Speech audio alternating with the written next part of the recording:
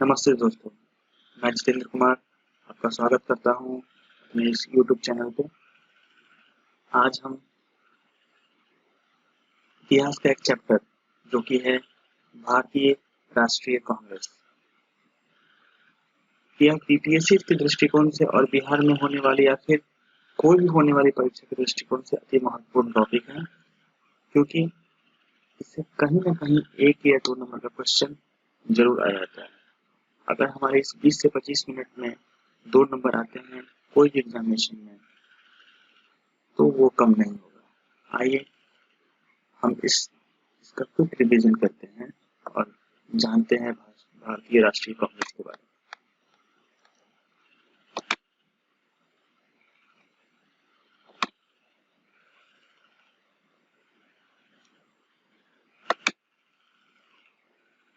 भारतीय राष्ट्रीय कांग्रेस की स्थापना।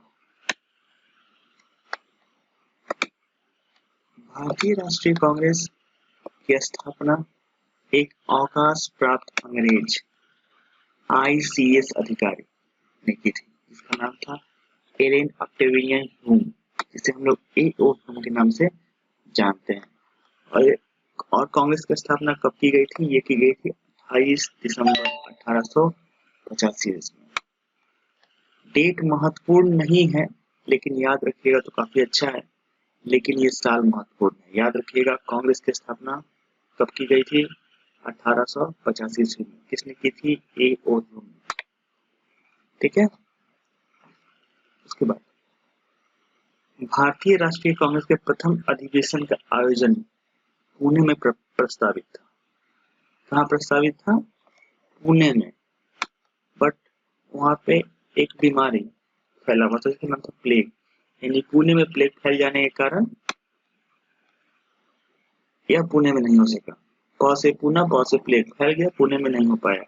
तो ये हुआ कहाँ? ये हुआ बम्बई में आयोजित हुआ था। यानी कि भारतीय राष्ट्रीय कांग्रेस का प्रथम अधिवेशन कहाँ आयोजित हुआ था? वो हुआ था बम्बई में। ठीक है, आगे बढ़ते हैं।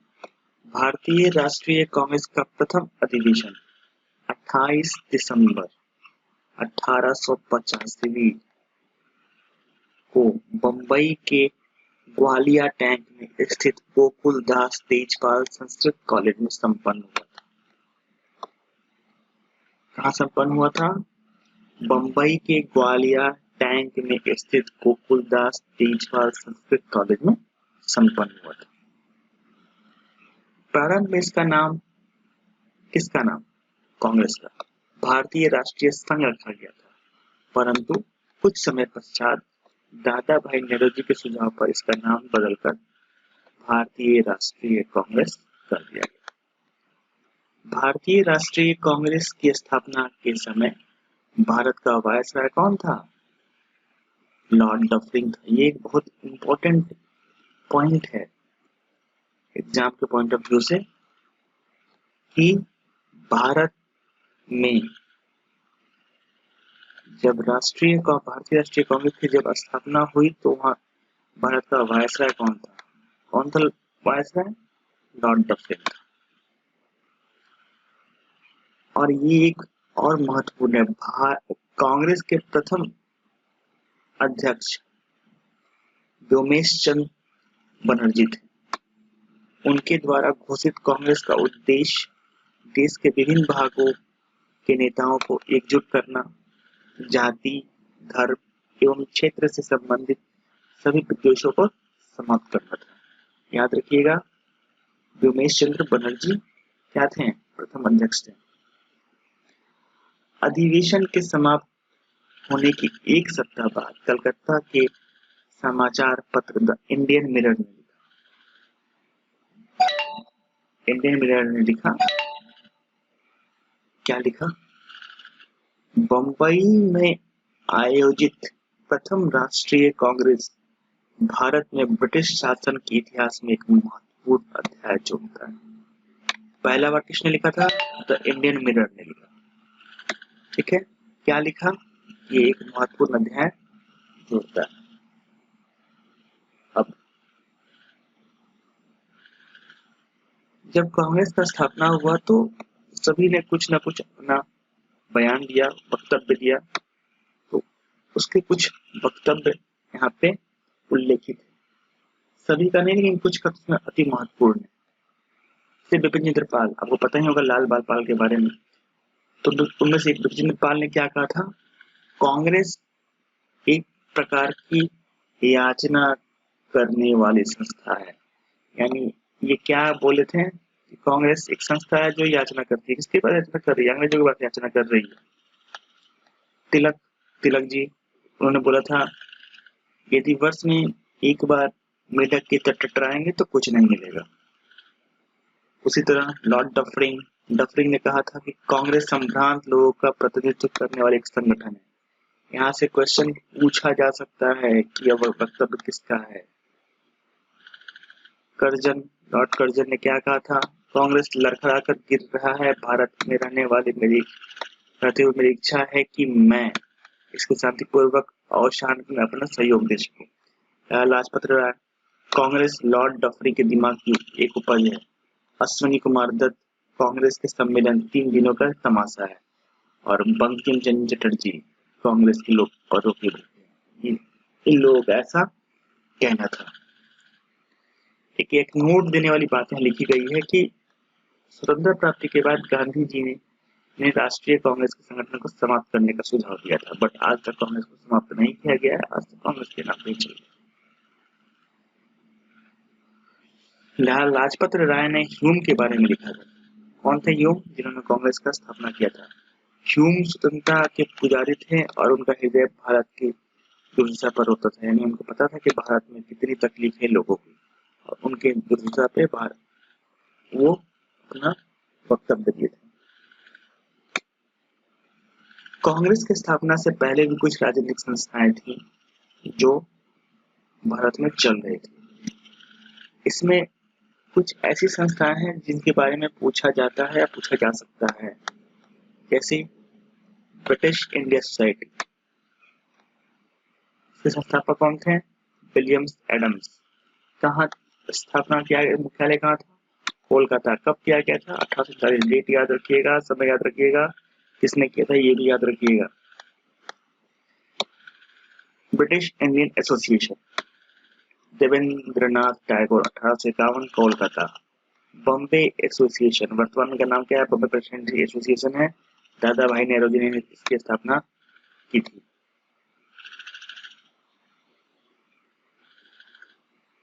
और कुछ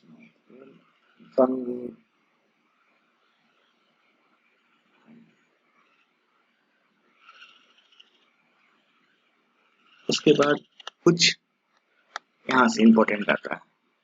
स्वराज पार्टी, सी.आर. दास एवं मोतीलाल नेहरू। कहाँ था ये? कोलकाता था। और home rule league, Annie Besant व Tilak. Servants of India society, Gopal Krishna Gokhale, Bombay. ये कुछ इंपॉर्टेंट हैं जो कि एग्जाम में पूछे जा सकते हैं, पूछे गए हैं। मैं बस आपको उतना ही बता रहा हूँ जितना एग्जाम के पॉइंट ऑफ व्यू से पढ़ना है। पढ़ने का तो पूरा किताब पढ़ा जा सकता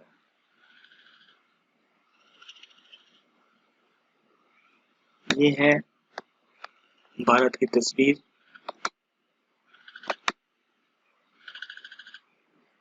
उस समय की यहाँ पे वर्णित है भारतीय राष्ट्रीय कांग्रेस के प्रमुख सत्र, यानी 1885 से लेकर 1947 तक। एक चीज याद रखिएगा कि कांग्रेस का जितना भी अधिवेशन हुआ था, स्टार्टिंग के 8 बहुत ही महत्वपूर्ण है। स्टार्टिंग के 8 बहुत ही महत्वपूर्ण है। याद करने का एक तरीका दिया गया है यहाँ, केवल वर्ड याद कर लीजिए, आपको सब कुछ याद हो जाएगा। बकमई प्लस बकनई, ब से बम्बई, क से कोलकाता, म से मद्रास और ई से इलाहाबाद। वैसे ही बकनई नीचे से हम लोग चलेंगे, बम्बई, कोलकाता, नागपुर और इलाहाबाद। ये 8 जगह था जहाँ पे अधिवेशन हुआ था। 8 पहला आप लोग को पता चल गया है कि कहाँ हुआ था, बम्बई में हुआ था। और दूसरा अधिवेशन जो था, कौन सा दूसरा अधिवेशन 1886 ईस्वी में कलकत्ता में संपन्न हुआ था, जो कि यहाँ पे बकमई में जो कौ है कलकत्ता शो कर रहा था, वही कलकत्ता में हुआ था। सुरेंद्रनाथ बनर्जी और इंडियन एसोसिएशन के अन्य नेताओं कांग्रेस के इस अधिवेशन में शामिल हुए थे। कांग्रेस के दूसरे अधिवेशन के अध्यक्ष कौन थे? दादा भाई नौरोजी थे। वे 20 से भी अधिक वर्षों तक कांग्रेस में एक अग्रणी नेता रहे। अपने प्रवास काल में दादा भाई नौरोजी ने इंग्लैंड में ईस्ट इंडिया एसोसिएशन नामक एक संगठन बनाया था, जिसका उद्देश्य भारतीय जनता की मांगों के लिए ब्रिटिश नेताओं और वहां की जनता का समर्थन प्राप्त करना था। वे 3 बार कांग्रेस के अध्यक्ष रहे। दादा भाई नौरोजी 3 बार कांग्रेस के अध्यक्ष रहे।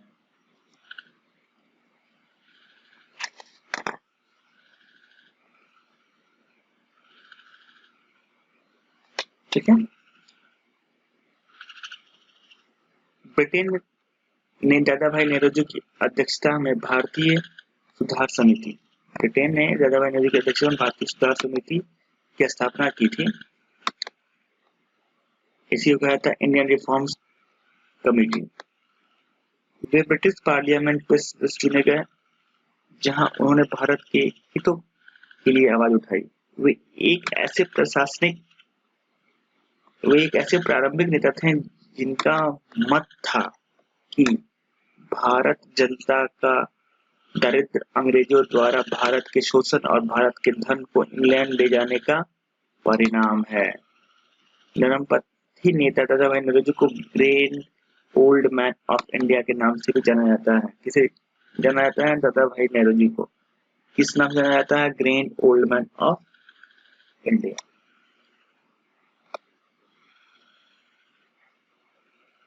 ठीक है, आगे बढ़ते हैं।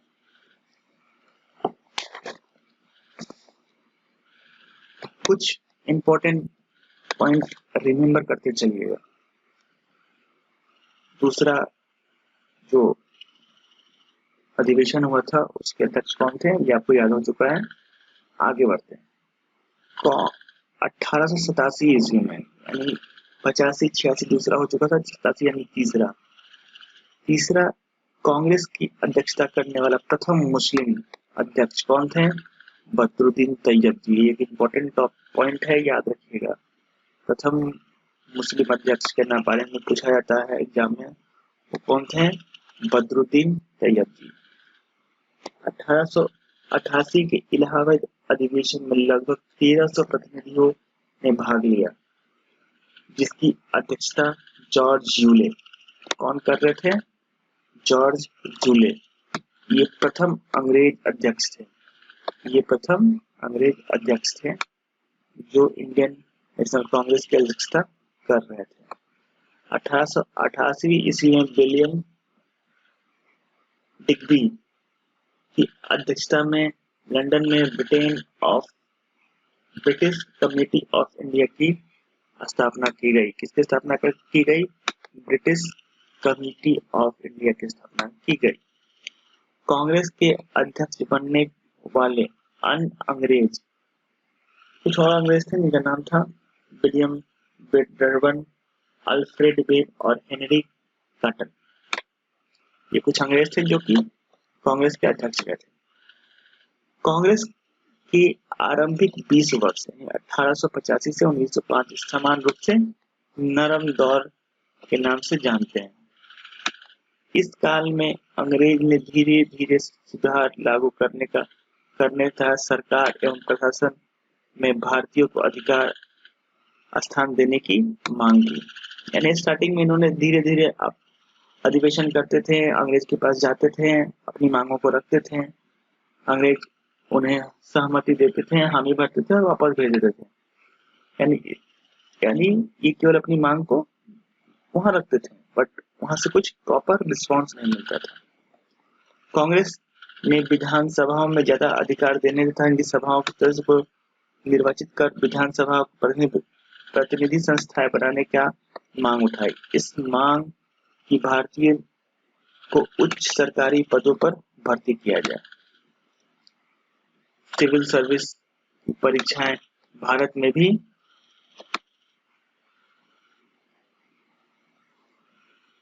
आयोजित कराने के लिए मांग की, ताकि योग्य भारतीय इस सेवाओं के लिए आयोजित परीक्षाओं में भाग ले सके।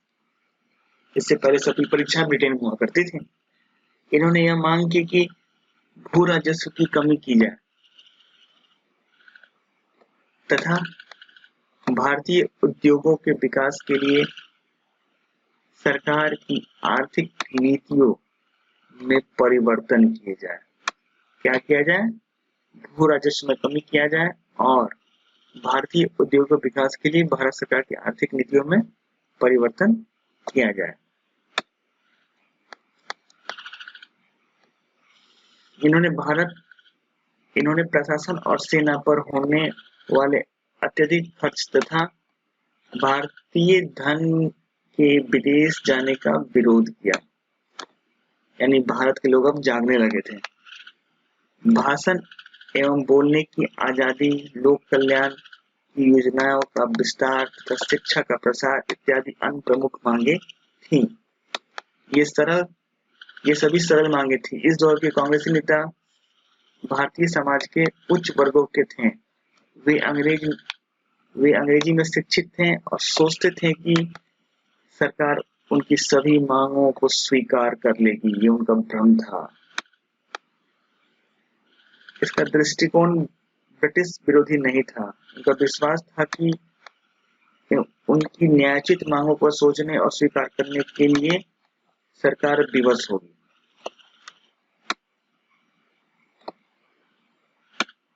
ठीक है।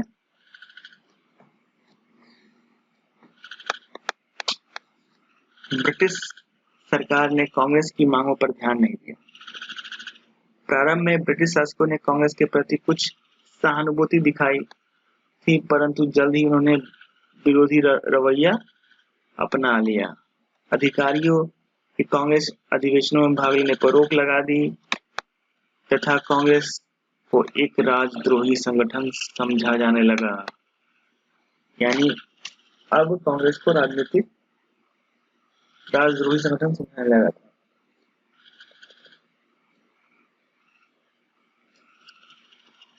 कांग्रेस में नई प्रवृत्तियों का उदय।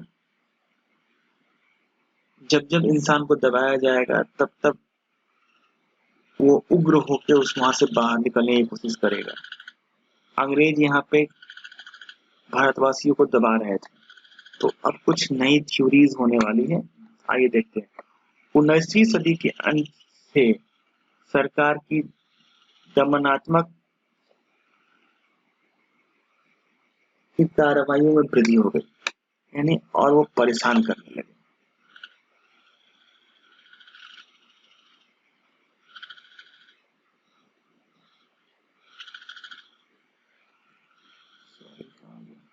लॉर्ड कर्जन ने खुली घोषणा की कि भारतीय महत्वपूर्ण पदों को संभालने के लिए योग्य नहीं है।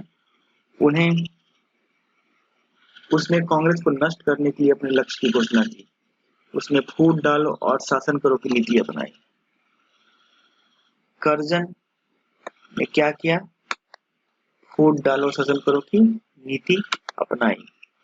इस दिशा में उठाया गया सबसे महत्वपूर्ण कदम था बंगाल का विभाजन, जो 1905 ईस्वी में किया गया था। 19वीं सदी के अंतिम दशक में राष्ट्रीय आंदोलन में नई प्रवृत्तियों का नेतृत्व करने वाले प्रमुख नेताओं में बाल गंगाधर तिलक, यानी ये गरम दल आ गए हम लोग, बाल गंगाधर तिलक, लाला लाजपत राय और ब्रजेंद्र पाल, यानी लाल बाल पाल। इन नेताओं ने कांग्रेस की नीतियों को नरम कहकर उनकी आलोचना की। यानी ये क्या कह रहे थे कि कांग्रेस के लोग केवल जाते हैं, मीटिंग करते हैं, चाय पीते हैं, राउंड टेबल मीटिंग होता है और फिर चलाते हैं, कुछ करते नहीं। उन्होंने कहा कि प्रशासन में सुधारों की मांग करना पर्याप्त नहीं है तथा भारतीय जनता का उद्देश्य स्वराज प्राप्त होना चाहिए। यानी पहली बार उन्होंने क्या कहा? स्वराज प्राप्त होना चाहिए। तिलक ने प्रसिद्ध नारा दिया, स्वराज मेरा जन्मसिद्ध अधिकार है, मैं इसे प्राप्त करके रहूंगा। ये एक बहुत फेमस नारा है। पहले के एग्जाम में पूछा जाता था, बट आज के डेट में ये नहीं पूछा जाता है। लेकिन फिर भी याद रखिएगा, इन नेताओं ने जनता की देशभक्ति को जगाया था, उन्हें देश हित के लिए बलिदान देने की प्रेरित किया। तिलक का केसरी पत्र राष्ट्रवादियों के इस समूह का प्रवक्ता बना। इन राष्ट्रवादियों ने जनता को राजनीतिक दृष्टि से जागृत करने के लिए लोकप्रिय धार्मिक हिंदू उत्सवों, गणेश पूजा एवं शिवाजी जयंती जैसे उत्सव का भी उपयोग किया। उन्होंने हड़तालों और विदेशी वस्त्रों का बहिष्कार जैसे राजनीतिक आंदोलन के नए तरीके अपनाए।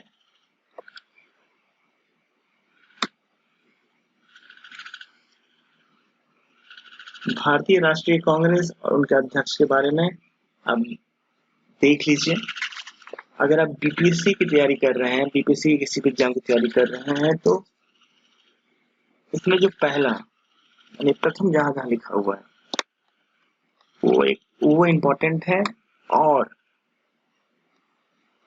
जितना भी आयोजन बिहार के अंदर हुआ है वो इम्पोर्टेंट है। अगर आप यूपी से हैं तो जितना आयोजन यूपी के अंदर हुआ है वो इम्पोर्टेंट है, उसको याद रखिएगा।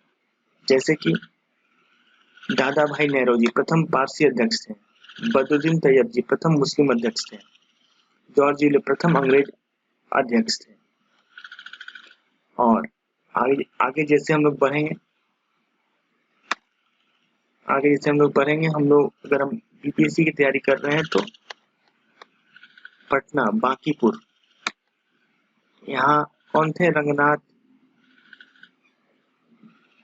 नरसिंह मुधोलकर। और एक जगह होगा गया, चित्तरंजन दास। कब हुआ था? 1922 ईस्वी में। तो ये बीपीएससी के पॉइंट ऑफ व्यू से बहुत ही इम्पोर्टेंट है। और यहाँ आप देख सकते हैं कि आजादी के बाद कौन कौन अध्यक्ष रहे हैं। यहाँ से एक क्वेश्चन पूछा जा सकता है कि सबसे लंबी अवधि तक अध्यक्ष बने हुए कौन रहे? तो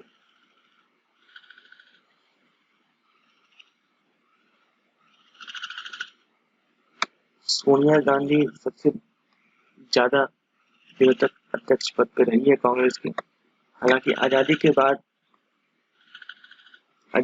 बाद कांग्रेस के बारे में कोई डिटेल्स नहीं पूछा जाता है, आजादी के पहले का ही पूछा जाता है। तो मैं आशा करता हूँ आपको इस समय अच्छा लगा होगा। कल इस पे बेस्ड जितने भी क्वेश्चन हो पाएंगे एमसीक्यू, उसको हम लोग डिस्कस करेंगे। 2, 4, 5, 10 जितने प्रकार के हों।